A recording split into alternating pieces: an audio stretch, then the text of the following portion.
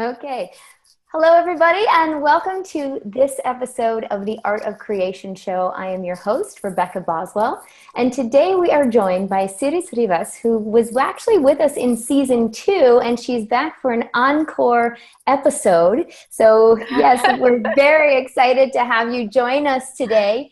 For those who did not see that episode, we invite you to go back into the archives for season 2 to check out that show. And for those of you who have not met her yet, she is a speech pathologist, and she also, is a learning behavioral specialist, and has also recently begun to incorporate energetic tools and some different ways of looking at the world and being with the world and being with language in order to assist her practice, her clients, and also everyone here watching today. So today we welcome you, Ciris, and today our episode is creating presence through conscious language. So we're looking at presence and how language and the conscious use of it can actually contribute to us. So, yeah. Ciris, this is an amazing topic, especially in a world where presence, being present, being aware of what's actually going on in this 10 seconds can be pretty elusive. So what, from your point of view, what does presence actually mean, or what is that in your world? It's a level of awareness with ease that, you're right, it's very elusive. It is not really seen very often in the world. I'm still getting pieces of it every day, every month, every week as to what that is for me. Because that's the other thing, is that it's each of us, what true presence is going to be really different. And what's tricky is that a lot of people try to use what other people say is peace and calm and presence and consciousness and awareness and say, oh, that's what it is? Oh, I guess then that's what I should be doing or being. And it's like, wait. Is that actually true for you? Is that actually what being present is going to be like and look like for you? So it's a level of awareness of everything and everyone and being willing to receive it all without a point of view, without judging yourself or anyone else, without feeling like you have to do anything about it, just observing. And that's one of the biggest things that I've been playing with for the last couple of years, with using access consciousness tools and playing around with theta healing and Reiki and just going on all these different journeys of energetic modalities, is, okay, what's true for me? And what do I do with all of this that I'm aware of? And that's not really the question. It's not really about doing. Yeah. But I always thought that I'm aware of this and this and this and this. I must be having to do something with that, right? Not necessarily. and it's getting out of that do, that having to take action instead of being in the question of like what's actually required. Is action even required? Has been another big piece of the presence for me. What is it for you? I'm curious for you. What do you think it is? Yeah, well, and it's interesting when you're talking about it, and I get that there's so many moments when, you know, I have the sense that we think we're present, and yet, you know, sometimes we're not even aware of how much of what we're doing and being in the present moment is somehow referring back to a previous time, or already kind of hooked into what we're looking at creating or being in the future. And so that piece of like, am I really aware right now? Like, as I speak to you, am I aware of what else is going outside the window? Am I also aware of what's going on in, you know, the rest, behind these walls with other people and with, you know, other things besides myself? Am I aware of what's going on? And am I also aware of being alive in a body? I think for me, a lot of presence is really being in that space too, where I'm not only a being that can be all over, right? I mean, that's what gives me access to the past, to the present, to the future. And even the people around the world, but having a body actually allows me to really be also experiential and sensational in this in this 10 seconds. And so often I see where I forget actually that I have a body. It's like I'm just this being sort of floating around. And so I may be present in a lot of people's worlds all at the same time in different places, except for my own.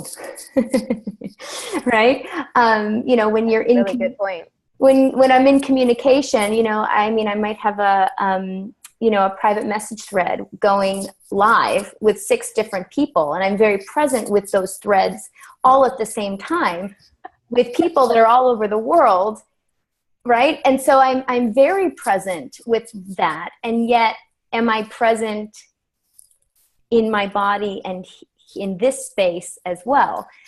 So for me, it's really been about like, how can I also include the presence of where my body actually is in with the whole mix as well. So some what people, would that be like? yeah, and I get it's different for different people. Some people are very aware of their body and being in a body, and sort of that space that we perceive as external to the body, sort of a foreign concept.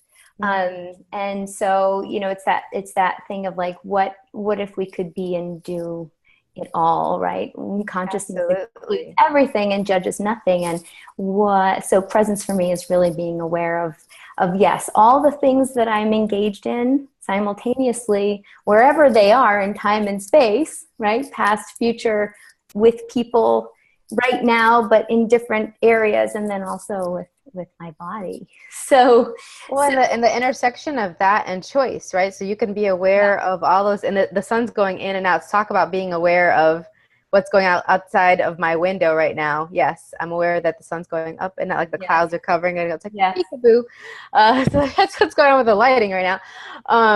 But there's this intersectionality between the choice and the presence. So I remember at one point I was in a energetic synthesis of being class with Dr. Dane, and also I think in a recent Symphony of Possibilities class, he was saying that I'm aware of everything, and it's all kind of all the molecules, and then as soon as somebody comes up and asks a question or engages with me, then I choose to like have even more kind of clarity with that bit of molecule in that cluster while still having all the other ones floating around. Yeah. And so it's the choice of like, okay, where am I going to kind of prioritize and put my awareness a little bit more, while still having it being like, oh, and at any point I could just go whoop, whoop, whoop, and switch again, and kind of zoom in to multiple things and like have multiple lasers going at the same time. Like, I love what you were saying about, you having the multiple threads, because that's my life all the time. And yet with that, right, just like if your life is all these different windows or browsers open, you're going to have one kind of more in the foreground and the background, and you kind of switch it up and see, okay, now I'm going to move this over here and there, and that's your choices. And what if it could be that easy? And what if you could partner with your body, like you're saying, to do that? Like, one of the things that I've always had a very, very strong awareness of my body, and I misidentified it and misapplied that with a bunch of other things. Like, I made it a wrongness where I was like, I really don't want to be this aware because I have a lot of intensity going on and this is not so fun, and But what if you could actually partner with your body and have it be your best friend, so that you can have that awareness with ease and actually have those conversations with your body, which I think is what we're really getting into, right? Like with what you're saying, it's like, okay, let's be present with our body so that we can communicate with our bodies and tap into our awareness and have a lot more ease with everything that's coming in from everything and everyone. And it's like from people around the world to the earth, to the sun and the clouds right now, to our creations, like our businesses and our projects. It's all of it. And it's so key. I so agree with you on that if we don't partner with our bodies, if we don't tap into what the awareness that our body has, which is unique to our awareness as a being, like we have the awareness as a being, and then our body has another piece of information, and then when we put those together, magic happens. Yes. And this choice piece, it's like when you're speaking, I hear, or I just see this example of, like television, right? And like all the channels are always there, right? I mean, the football players don't stop playing when you switch over to cartoons, right? It's all there.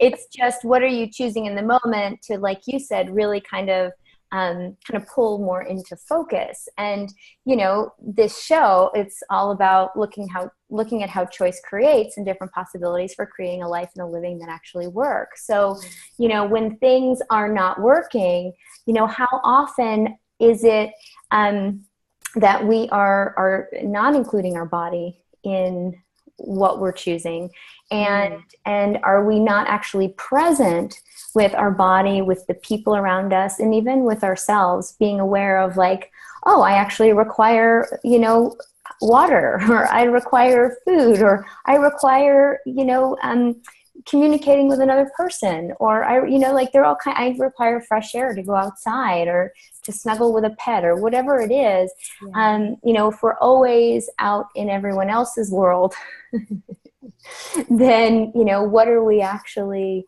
not present for in our world that is actually going to be the gift that that only we can bring out into the world. So if we're not here to, you know, to unwrap the gift and to deliver it to the world, then who else is going to? I love that. Unwrap the gift. Oh. Yes. Well, sneak peek. There is actually a program that I'm working on that will be coming out, coming up. And so I look at that. I just snuck in a little teaser, just like I'm also going to let everybody watching right now know that at the end of the episode, there will be a promo code. So you will also get to play in a program that Sirius is offering, Communicating with Ease. So we'll have that information for you at the end of the show. So make sure you stick with us. So look at that, how we just got to add that in. I'm so intrigued. I want to know about you talk about a tease. Okay, yes, I'm intrigued about your stuff too. It's so cool. So this piece about partnering with our bodies and wrapping this gift, it's actually a lot about the communication aspect too. So I can't tell you how many times, basically almost all the time, I'm constantly facilitating people in speech and language sessions and feeding sessions with the kids and their parents, because there's all this intersectionality of points of views there, because a lot of times the kids aren't realizing that they're picking up the points of views from their parents. The parents aren't realizing the kids are picking up the stuff from them and what they picked up from their people, be it parents, friends, colleagues, what have you. And so when I'm facilitating these sessions and I'm giving the speech and language therapy, a lot of times I'm asking questions about what the kids know about their bodies. And if they're little ones and they're not even talking yet, you can ask them energetically. You can ask them in your heads. But a lot of times it's, hey, what are you tapping into, little one? You know, hey, what's your body? How's your body doing? And I always ask permission to them and their body before I touch them too. It's like I always tell them your body is your own. And is it okay if I touch? And like a lot of parents and a lot of adults will just go right to it. They're like they just think that, okay, this kid's body is mine. I have to just go and do whatever is required in this sense of urgency to like feed them and clothe them and all of that. And taking those small moments, even if it's just a little quick of like, hey, is this okay? Already sends the message early on to the children from infancy onward that their body is their partnership, that it's like their creation. And to like consent can start at birth energetically. And then also start planting the seeds for them to start communicating with their body and tapping into that. So a lot of times, I remember when my goddaughter was born, my mom and I went to visit and we were talking to her parents and we were saying, hey, ask her, even though she doesn't have words, say, what do you require right now? And the first thing that comes to your head is her telling you, oh, she needs the bottle, or oh, she needs to be changed. And it was, and because they had worked with adults most of their lives, they're both professionals, but working more with adults, they were freaking out as to what to do with this little baby. We don't really work with kids. We don't know what to do. And they realized that it was, instead of having to go through this checklist of possibilities and all that anxiety revving up, them just tapping into their awareness and honoring that first bit of information that they received was so much faster and easier than anything else that anyone else had ever told them. And really acknowledging that what they knew was really empowering to them, so they had a lot more ease those crunchy bits of that getting to know you, all the things that happened this first year of having an infant and beyond, because it continues. It kind of planted the seed sure does. for them, right? You've been having stuff with that today, your kids. It continues, and so, but it starts that dialogue between the beings and between the bodies early on, and then it kind of gives these kids these tools that will be so pivotal, that I wish I had as a kid.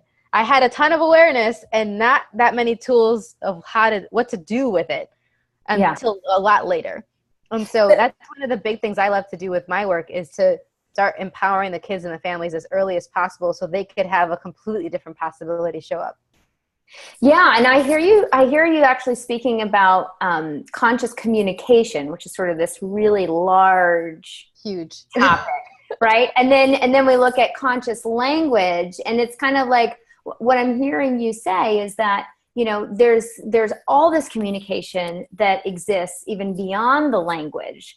So Absolutely. Language is where we're incorporating, you know, just the physical, you know, the mouth, the voice box, you know, the lungs, to create sound and to, you know, to speak, right? So we have that as the language, and the meanings and symbols and everything that go together with that. And then when you take all that away, you also just have this sort of communication of knowing and perceiving and picking up what the other person or group of people are actually kind of almost emitting, almost as a That's a good word for it. I like it. Yeah. So when people are not quite ready for, like, you know, what we're kind of talking about, what people might label as like telepathy, or maybe even just intuition, depending on how you look at it. But when we do actually start with language, so conscious language, what does that look like? And would you consider these sort of training wheels as you are expanding into the possibility of going beyond words, or are those different? Are those totally different? For me, they've been so overlapping my entire life that it'd be really difficult to tease apart. Because even with language, when you're saying it's the oral and the voice box and the lungs together, yes, that's the case for expressive language, but receptive language, which as a speech language pathologist we also work on as well, that's the comprehension. That's how we process information. That's how we process not just auditory information, but also the tactile, the body language, as a lot of people call that. But one of the things that I've realized is the body language, a lot of times what people have talked of as body language, or the proprioception, that awareness of our body in space, a lot of that was energy anyway. We've just put these other labels and kind of like categorized it in different ways. And so I've actually found that people who've never done any energy work, have never considered them psychic at all, I don't even use the word psychic or telepathic. I just say, hey, what do you know? Ask your baby. Yeah. And the first thing that comes to mind, that's what their response is to that question.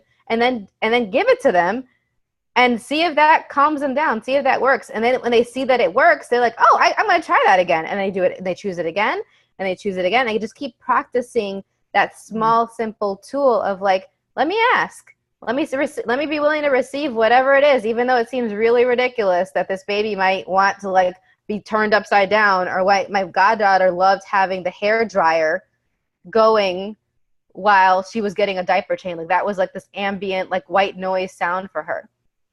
But and they got the idea. It popped into their head. They were like, all right, this is weird and crazy, but let's do it. And they did it. And just by willing to do the trial and error and like being willing to make mistakes and like be silly about it, they're like, all right, this is a goofy thing. This kid is obviously our kid because she's weird. Like, and go with that. And so, and I model it for the parents who I'm working with. I'm like, hey, I'm going to ask your kid this. Let's see what happens. And them seeing me being willing to like not feel like I have to like know it all, and just be like in the sense of like I don't have to have all the answers. I'm just going to play with this. I'm going to play with your kid. I'm going to just try out some different things and see what happens. And they're like, oh, okay, I don't have to have all the answers. I was like, no, honey, no, sweetheart. Like it's no answers, just the willingness to play and to ask questions and to see what works. And so that part, that's the training wheels. If I was going to pick anything to be a training wheels, it's the asking and just like lowering your barriers and receiving whatever information your child or your body or your creation, whatever you're communicating with is trying to tell you. And it can tell you all kinds of weird and crazy things. And if none of it was significant, I wonder what we would choose. Yeah. So, and lowering your barriers, that's just basically all the yeah buts and all the things that come up where you're like, all the if then. No, I could like, this is too silly to even play with, all that stuff. Just letting it all go and just being in allowance. Yeah.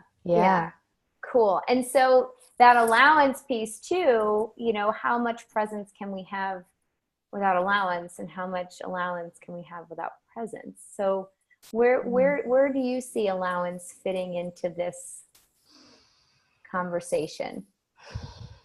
It's vital.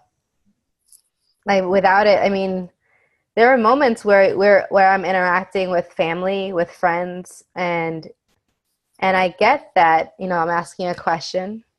I'm willing to receive them. How much of us we ask a question and we're genuinely curious. We're genuinely like, hey, let me know what's going on. So we're already in that space of, you know, no point of view of being an allowance. And then we get that the person who we were asking a question to, family, friend, coworker, someone at the grocery store, the cashier, what have you, we ask them a question and we're genuinely curious, and then they have their walls up, or they're not willing to receive that question, or that gentleness that we might have, that kindness, that space of no judgment that we be.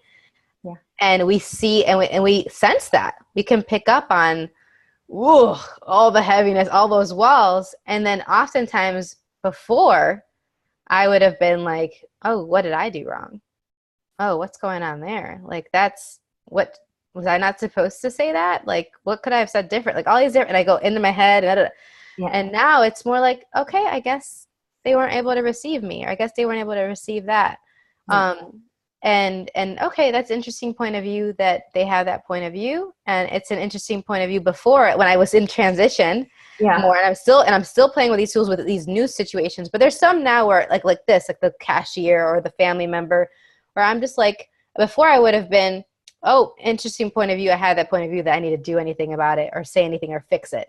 Because that's what I was trying to do. That was my immediate response, was I need to fix this. I need to change it. I need to figure out what else I could have said or done. And I'm gonna like judge myself and stay in a little corner rocking until I like tease apart what exactly I could have done. Or no, that's not really the target for me anymore. And now it's like, okay, they weren't able to receive it. Am I going to stop being kind? No. Am I going to stop being gentle? No. Am I going to stop being aware? No. I'm aware. That awareness was actually a huge gift, because I'm aware they weren't able to receive that. Let's ask for even more awareness, instead of being like, go in here and into my bubble again. And that involves judging myself. Yeah. Because then we actually have to, when we go into judgment, we actually are no longer present, because we have to now find those reference points from the past or from outside of ourselves. And and a contraction like this, I would literally go like this and be like here, and then I'm not aware of anything else around me. I'm not engaging. I'm certainly not present. And I'm not available. I'm not available to others, and all my gifts and capacities, including that awareness, is not available to anyone else. Exactly. To benefit from. Yeah. And that's another example when then, even without realizing it, your barriers are up, because it's like, you know, I'm closed for business until I figure out what's wrong. And then everybody else who would like to contribute, who would like to, you know, be with you, or, you know, even communicate with you, there's no space or allowance even for that. So this all kind of permeates all kinds of different spaces and areas in our life, it sounds like. Absolutely. So conscious language. So how does that actually look like for people who are watching and they're like, okay, so, you know, how can I start incorporating conscious language into my everyday vocabulary, into my everyday discussions with other people, with dialogue within our own heads when we're speaking to ourselves? You know, what are some things that you can share with the viewers on that? Actually listening to yourself is the first step. So for the longest time, I never wanted to hear myself recording. I was like, oh, I'm going to model language because I'm a speech and language pathologist. And, and that was, but at the same time, in my day-to-day life, I wasn't necessarily paying attention to what words I was using. I would be really aware of it because I wanted to be very clear and I wanted to have good articulation and the grammar and all these like very cognitive things as a speech language pathologist. And then when I started playing around with different energetic modalities, part of what it contributed to me in my life is I had to actually start paying attention to what I was asking for, what I was not asking for. And that's in the sense of like, as soon as you're saying, you're complaining, the universe is listening to you. So anything you say is a request, really. So when you're saying like, oh, gosh, I have no money right now, this really sucks, the universe is like, yep, you asked for that? Okay, so more no money. No money is what you want. Cool. At the same time, it's like, oh, life is so great and I'm so grateful. And my body, thank you, body, for this, for allowing me to have great sleep last night and for, digesting that yummy food we had. And the universe is going to hear that and be like, oh, more good food. Oh, more yumminess. Okay, good sleep. Yeah. So it's like, even that, like when we're like, and it's not to say that we can't say that anything is when things are going bad. Yeah. It's like staying in that space over and over, and it being like this loop is when it gets to be crunchy and when it starts creating something that you might not be desiring to create. So that's the first thing, was really listening to myself. Mm-hmm. I was really good at pointing out, oh, this person is using this word or that word. And then I was like, let me actually use this capacity for me. Not that anyone else can use their capacities for them. It has to always be for other people, right? Right. Yeah. That's what they say, right? Is that the shoemaker has the worst shoes. The shoemaker's children have the worst shoes. Yeah. Yeah. And how much do we do that? We're always looking outside to do and to be everything for everyone. And yeah, are we actually being present, and are we actually including ourselves in all of this? And I would ask the people listening, I was like, okay, what capacities do you have with language and with communication that you could actually use for you? Yeah. That you could actually use to expand your life, to create the life you truly desire. Yeah. And then the other step is also starting to paying attention to the energetic origins of the words you're using. And not as a way of nitpicking, not as a way of judging yourself, like, oh man, I shouldn't use this word or that word. Just knowing, okay, this is what it energetically can create, potentially, being aware of that and seeing what you'd like to choose. So some examples that I know you're familiar with, Rebecca, is, the one that I played with first was the word want. Yeah. It's so pervasive. We even use it. I'm even aware of it because we use it a lot in like, I want blank when we teach kids with autism, like how to request things. We use it. It's everywhere. It's like, okay, this is what we're asking for. And knowing the energetic origins and then being able to outcreate those energetic origins as well. But knowing that that's when a lot of people are asking for these things, actually tapping in to see what's really there. Yeah. So 72 out of the 73 definitions originally for want means to lack. So when we say, I want money, we say, I lack money. And like getting back to what I originally said, the universe is listening like, hey, what's going on? Yeah. What was that? Oh, you lack money? Oh, so more lacking money? Oh, okay, cool. So I want more sex. I lack more sex. Oh, so lacking more sex? Okay, more like less sex. Got it. Done. Menu order received. Bing, boom. And your plate's here of no sex and no money. Whatever it is you've been asking for. So actually seeing that's one of the first things that I started tweaking and seeing when I was using it, if it had an energy of lack to it or not. I still use the word want. Yeah. You could I still use it because some people, that's just easier. That's what people are willing to receive. But a lot of times when I was when I had a lot of intensity behind it, when I had a lot of emotionality behind it, when I was saying, I really want this to change. Right. Yeah. And what's the energy? I really lack it to change. Yeah. And that's where we can look to it. Like, what's the energy mode behind this? Like what energy mode am I using here? And what am I creating with? And what am I actually what am I actually choosing more of with whatever it is that I'm communicating? Like even those words of like, I can't believe this happened, right? And it's like, so, where do we believe that things all just happen to us and that we are, that we are victims? Yeah, that we're complete victims to happenstance, and then how much are we actually willing to be in a place of playing with choice and of creation and actually looking at where like, oh, okay. And it's not about like finding how you did what, where, and when to create this thing that's terrible. And like, why would you do that? It's like, no, like this is like, we're talking about presence, right? It's like, this is currently like current state. This is, and now what can I be aware of here in this moment, in this place? And what can I choose moving forward, as opposed to going into this victim stance? We actually have a sense of empowerment that just because something is, it doesn't necessarily dictate the future. Yeah. So, how many times have we done that? And we've used language even to reaffirm how whatever was created in the past, right? I mean, I like some of the classes. And it's there forever and ever and ever. It's like, not necessarily. Would you like that to be there forever and ever and ever? Exactly. Or exactly, because we take it from our past, we plop it into our present. We push it into the future, which becomes our present, and then it's this never-ending cycle. Yeah. So, like you said before, really, choice. So, can we be present? And what will we choose from that state of presence or from that being of presence?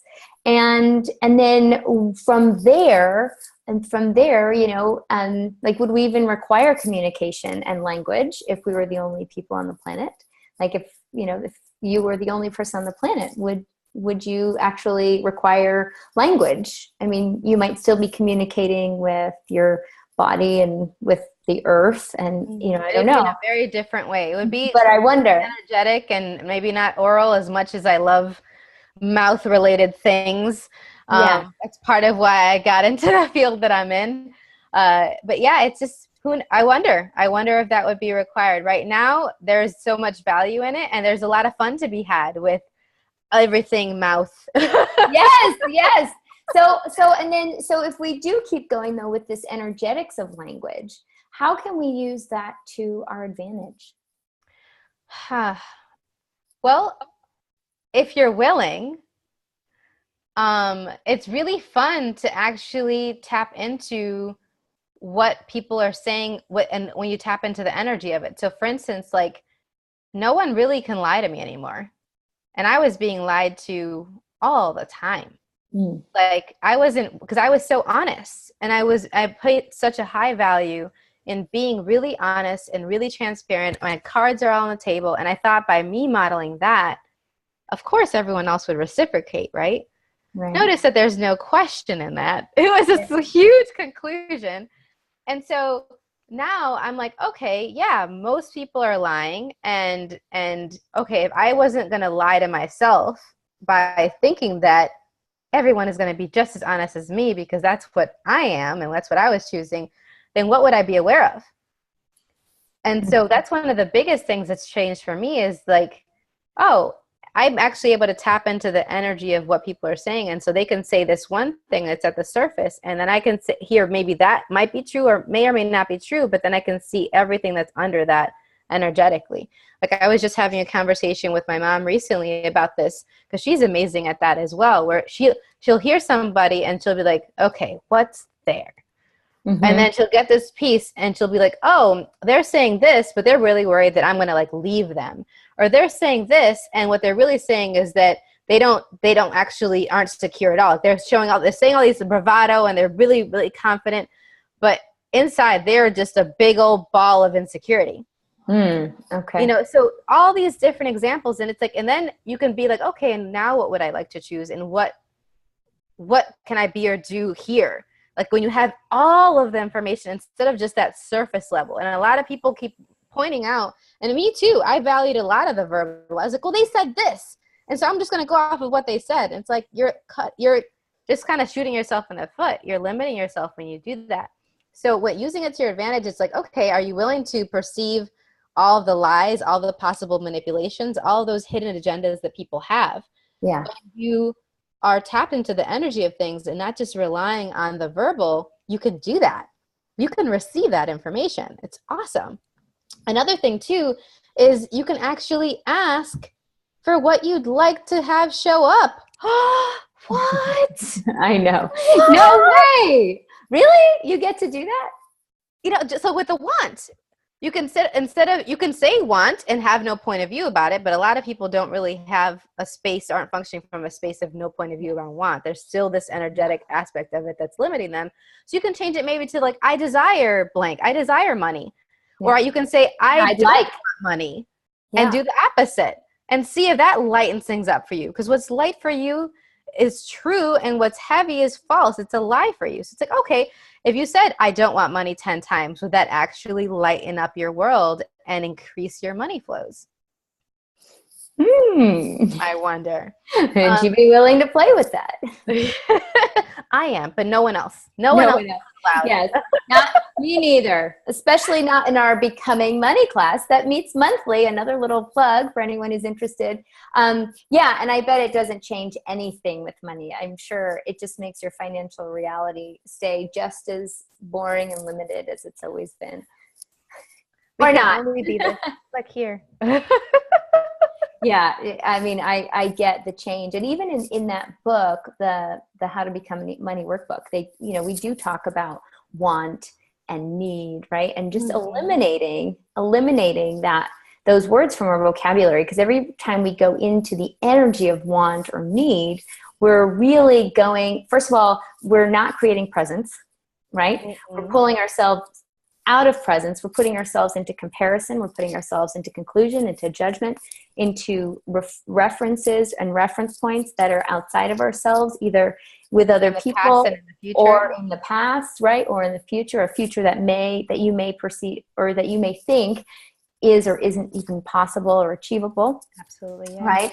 So taking those out and then seeing how much space there is for you to actually be open to looking at, okay, so what could I actually create my life as? What could I actually choose here if it's money, money is an easy topic because everyone thinks that they need it and they want it. And yes, bodies really do love the luxuries afforded, like a roof and food and flushing toilets. I mean, these are wonderful things to have.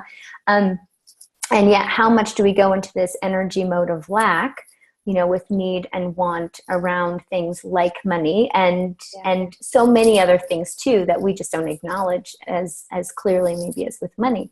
So anytime that we get pulled out, I mean, really what I'm hearing in this conversation with you is that anytime we're pulled away from being in our own power, from being kind of outside of that, I guess some people would call it locus of control. And I don't mean it in terms of control of like you're white knuckling controlling things, but just being in your own power, right? Like being in that space of saying like, I choose.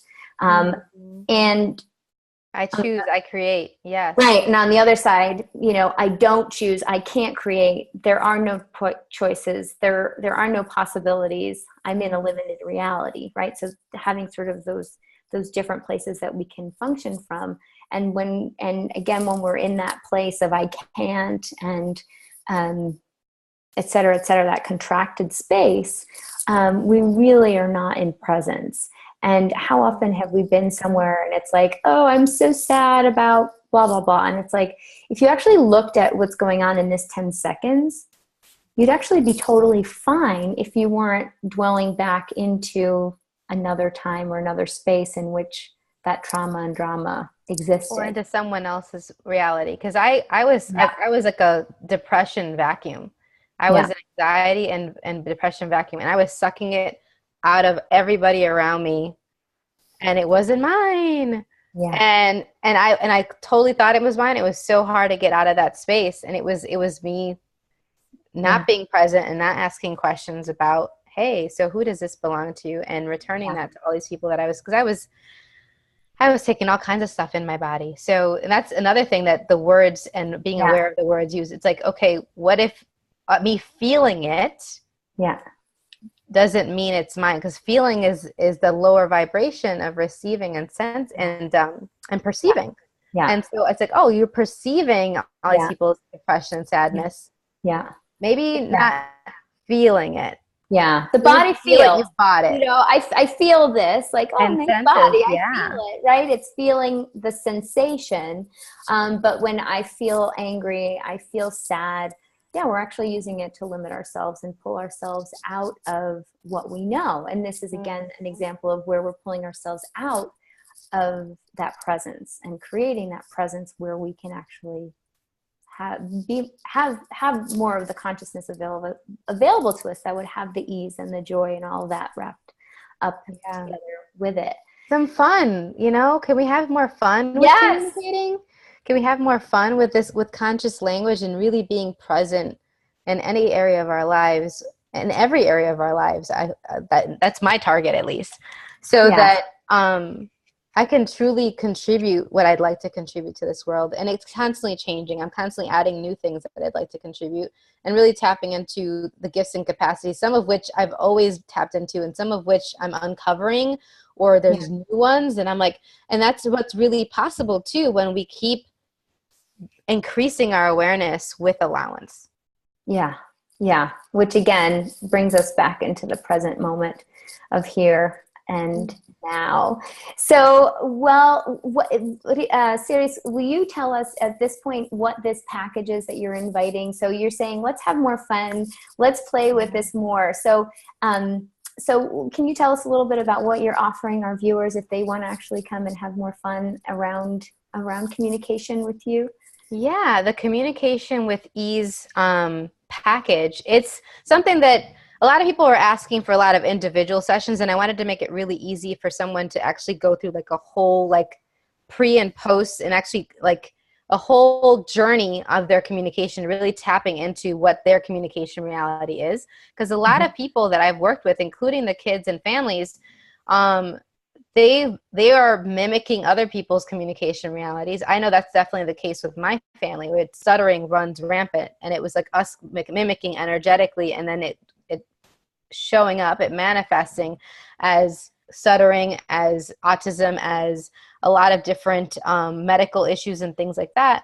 And so really tapping into that. And what we do is, this is for people who have maybe tried some traditional speech and language or communication tools in the past, and it didn't really work, or they worked for a little bit and then things kind of plateaued. I've worked with a lot of kids and adults where, oh, it was working, and now we're kind of stuck at this place and we don't really know where to go anymore. And what if we could combine those traditional evidence-based practices with some energetic modalities to keep things moving again, to get things ramped up, and to move to the next place where you'd like, and to discovering your communication reality. So what I offer is a private 15-minute pre-program meeting where the person actually, or if it's a child with their parent, actually identifies 1 to 3 targets that they'd like for the package, and then they receive 5 30-minute private sessions with facilitation, with like home play, with specific strategies that are individually tailored to what they would like to create. Excellent. And then there's recordings included with and there's the visuals with all of the home play, and then there's a 15-minute post follow-up meeting to talk about, okay, what's changed, what's worked, and actually seeing, like, given these targets, what have you noticed has shifted in those targets? Would you like to create new targets, or are we good? Are you good? Did you meet all of them, kind of a thing? So, and then they can choose to do it again if they'd like, but there's different payment options, and I'm offering up for the listeners of your show a 10% off if they use the promo code CREATION2018. So this is to launch your season. I'm super excited for your season. Congratulations on having another awesome season. I'm excited to listen to the other guests coming on. It should be really, really great. And how does it get even better than that? How does it? And Sirius, thank you for that beautiful invitation. And for everybody watching, you know, this is for you can choose this package with your children. You can also use it if you don't have children and it's just for you. So it's really, sounds like anyone, whether you have, been diagnosed with a speech pathology at some point, and even if you haven't been and you just would like greater ease with communication. So thank you for making this available to everyone, and for that wonderful offer for our viewers. So thank you for that. It'll be on empoweringlightlanguage.com/communication with ease, and then you just pop in the promo code and the links there. Perfect. Yes. And so for everybody watching, you can find Siris at her website that she just mentioned, www.empoweringlightlanguage.com. You can also find her on YouTube. She does have a YouTube channel. She also has a Facebook page of the same name, Empowering Light Language. You can also check her out on Amazon. She is a featured contributor in the book, The Lightness of Choosing You. So that is fabulous. All of this will be in the show notes below. And let's see, are there any other ways that I've missed? Email? Yes, and of course you can email her too. So your email, is that just Siris at? It's empoweringlightlanguage@gmail.com. Okay, perfect. Awesome. Well, thank you. As always, it's been a pleasure to speak with you, to share. Thanks for having me. Yes, with this play into conscious language. It's always a delight.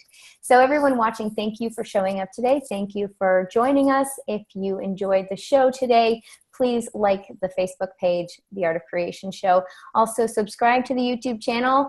And as always, if you have any questions, comments, anyone you'd like to see on the show, please do send us a message.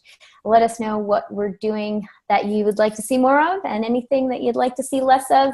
And I wonder, how can we get even better, and how can we contribute to you in more ways than we ever imagined possible?